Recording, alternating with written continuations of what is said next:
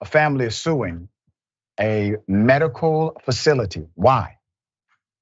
Because during the birthing process, the doctor decapitated the head of the newborn. And according to the lawsuit, according to the complaint, there was a cover-up attempted. Let's put up the picture full mass. One of the saddest stories you'll ever hear. In Clayton County, Georgia, Clayton County PD has confirmed they've opened an investigation into a baby's death after a lawsuit alleging the baby was decapitated during delivery on July 9th. It was filed against Southern Regional Medical Center and others. According to the complaint, 20-year-old Jessica Ross's water broke at 10 a.m. on July 9th. The young lady went to the emergency department at Prime Healthcare Service, Inc., DBA Southern Regional Medical Center in Riverdale. At approximately 8:40 p.m., Ross was fully dilated and instructed to begin pushing. The complaint says the baby stopped descending due to shoulder dystocia while being delivered vaginally. This occurs when one or both of your baby's shoulders get stuck inside your pelvis during childbirth. Now, there's a claim that she was in delivery for too long. They waited too long in order for the doctor to arrive. That is a claim not confirmed. Dr. Tracey St, Julian, MD, reportedly attempted to deliver the baby vaginally using different methods, including applying traction to the baby's head. The complaint reads, Dr. Julian applied tremendously excessive tension, traction on his head and neck. It resulted in massive blunt force trauma, multiple skull and facial bone fractures, hemorrhaging on his brain, hemorrhaging in his neck and around the spinal cord, multiple fractures of the bones in his neck, all ultimately resulted in the child's decapitation. After not being able to deliver the baby, Dr. Julian reportedly decided to perform a stat section at approximately 11:49 p.m. The baby's body and legs were then delivered at 12:11 a.m. and the baby's head was delivered vaginally. I know this is hard to hear. Obviously, it's harder for the family to experience. They deserve justice. The lawsuit claims that the doctor did not even tell Miss Ross. The doctor did not tell the family about the decapitation. She spoke to them at about approximately 5 a.m., July 10th, said nothing about it, according to them. The lawsuit also claims that the hospital discouraged the mother, Miss Ross, and the baby's father, Mr. Taylor, from seeking an autopsy, saying a free autopsy was not an option for them under the circumstances. Instead, they reportedly encouraged the couple to have their son cremated instead of being sent to the funeral home. When Ross and Taylor demanded to see and hold their child, the baby was reportedly wrapped in a blanket with his head propped on top of his body to conceal the fact that he had been decapitated by the doctor. The family was ultimately told about the decapitation by the funeral home, not the hospital. That's according to the family's lawyer. There's more.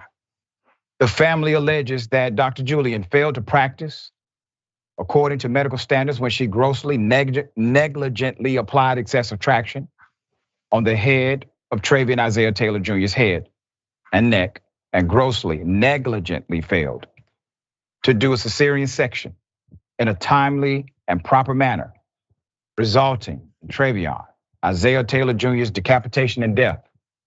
That is the claim on the lawsuit. The lawsuit also says Premier Women's OBGYN LLC is, quote, liable for the grossly negligent acts and omissions of its employee and or agent, Tracey Julian, MD, who cared for Miss Jessica Ross and Trevion Isaiah Taylor Jr.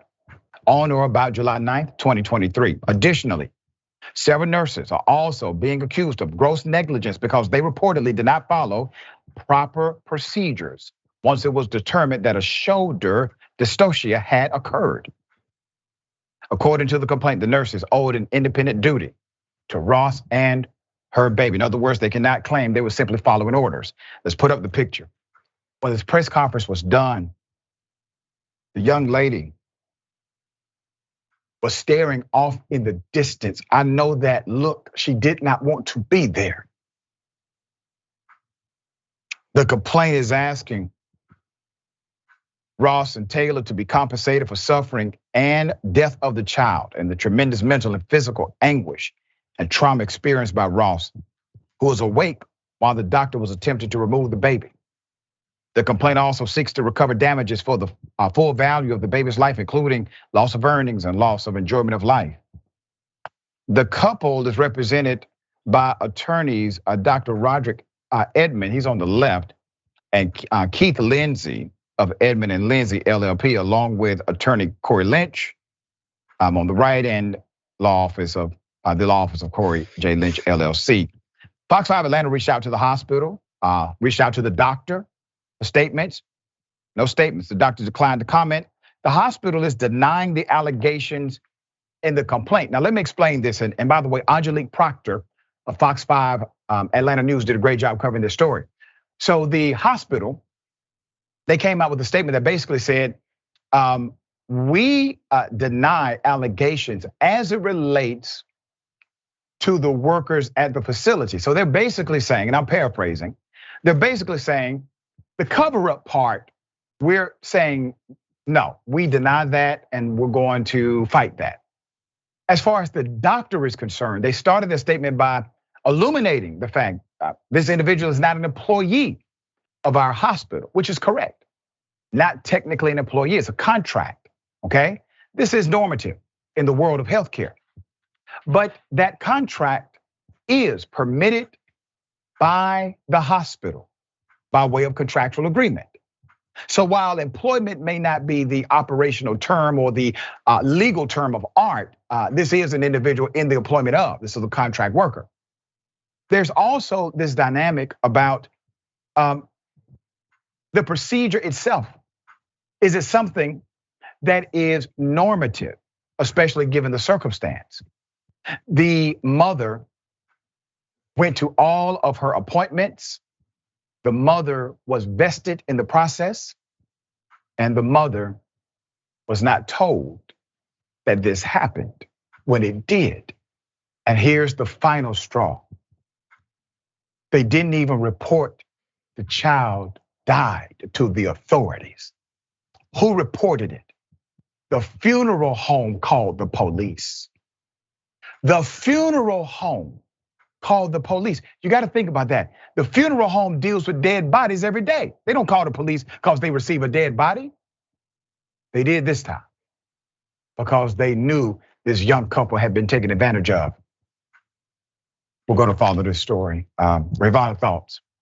Yeah, I think just listening to this, every step along the way of the cover up of what happened on behalf of the hospital staff and the doctor herself, you can just tell that they really are trying to play on this young couple's grief, that they are thinking we can cover this up, we can take advantage of them, hopefully avoid any liability by just continuing to remind them of the unimaginable suffering they've just gone through. Do you really want to see the body? You just lost your baby. It's going to be really hard on you. Propping the head up. I can only imagine they didn't allow the couple to touch the baby's body, and then having to go through that horror, that tragedy, and then days later at the funeral home have to relive that by being told that not only did your baby die, there was a cover up by the hospital who negligently killed this child. It's mortifying. And of course, this couple, and as you pointed out, she was staring off into the distance during the press conference. They're gonna have to relive the death of their child every day while they're seeking this justice that they absolutely deserve. So I think I've seen some people say, oh, why is this story getting so much coverage? I mean, of course, it's important to highlight that these things happen and people deserve justice, and not often, too many times, they can't afford attorneys. They're not familiar with their legal rights, or things get swept under the rug. So when these things happen, it's important to provide this sort of support for the family while they're going through such unimaginable tragedy. That's right. And we will bring updates as they come.